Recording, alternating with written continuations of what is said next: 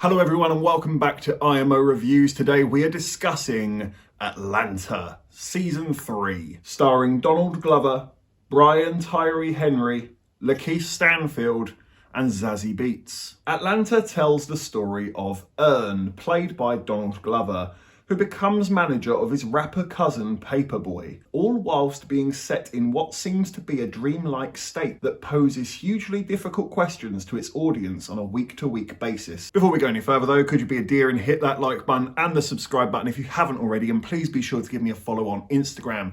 There is a link in the description below. You will be getting access to further content, polls, tournaments, and you even get to have a say in what I review. And of course, we thank you if you do. So jumping into the pros of Atlanta Season 3, I still thoroughly enjoy these characters and really loved their growth in this season. I enjoyed seeing where they are now, what they're up to. I felt the characters all seem to have matured a little bit in this season. Some of these situations they found themselves in, they handled it with grace and maturity, whereas I feel 2 or 3 seasons ago, that would have got entirely out of hand simply due to their immaturity. Darius is still hypnotically funny as ever. Zazie Beetz still absolutely crushes it with her performances, although I feel like she was not in this season that much. She felt quite fleeting, but when we do get her, boy does she make it count. But my personal favourite was actually Bryan Tyree Henry as Paperboy. He in particularly showed that growth that I mentioned, that he has changed as a character.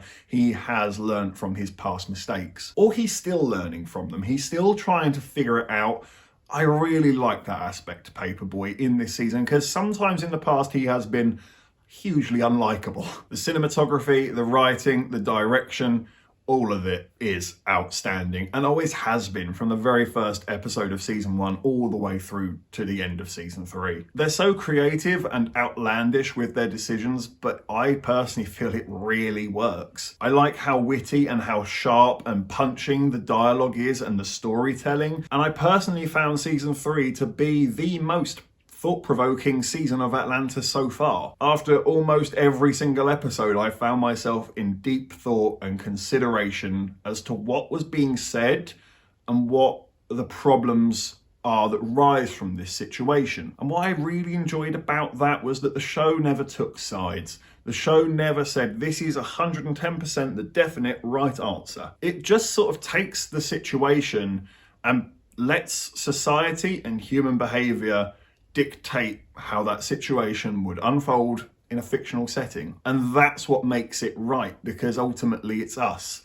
We're the problem. It's us with our agendas and our bullshit that make the simple things so much harder than they need to be. It acknowledges that people make mistakes, people get angry, do things in the heat of the moment. I really, really appreciate that this show takes everything into account and it doesn't pick sides. It holds everyone accountable regardless of your ethnicity and says we can all do better. I love that the show did that to me and gave me these constant states of thought after watching. And it's one of the few shows that can genuinely give me secondhand embarrassment. If I did have a flaw for this season, it is the one that I mentioned earlier within the performances, and that is that I kind of wish we had more of the core group in this season. On many occasions, the characters kind of felt like they were spinning their wheels and not really going anywhere.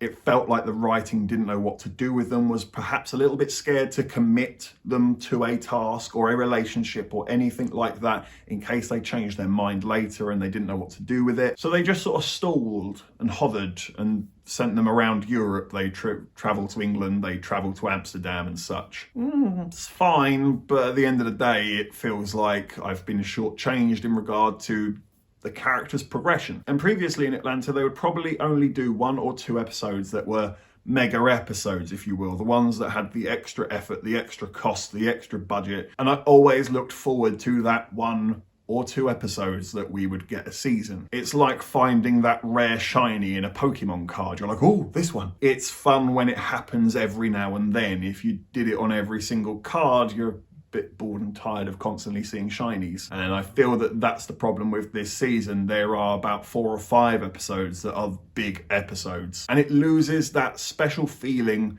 when it's constant, when it's special episode to special episode to special episode. you start sitting there thinking, cool, you know what, I wouldn't mind just chilling out with Ern and the gang for 10 minutes. That'd be quite fun. I don't think this season's very well balanced in that regard. So I'm going to give Atlanta Season 3 an 8 out of 10. It's a strong season in regard to creativity and offering profound discussions to its audience, but I did find it a little bit lacking in regard to the main characters. I hope the following season we're going to revert back to the old way. More Ern, more Paperboy, more Darius, and just the 1 or 2 special episodes. I think the formula worked as it was. Bring back the rarity. Thank you for watching this review. Please be sure to hit that like button and that subscribe button if you haven't already, and please be sure to hit me up on Instagram. There is a link in the description below. And also, could you hit the comment section? Have you seen Atlanta Season 3? Take care, and I look forward to seeing you on the next review.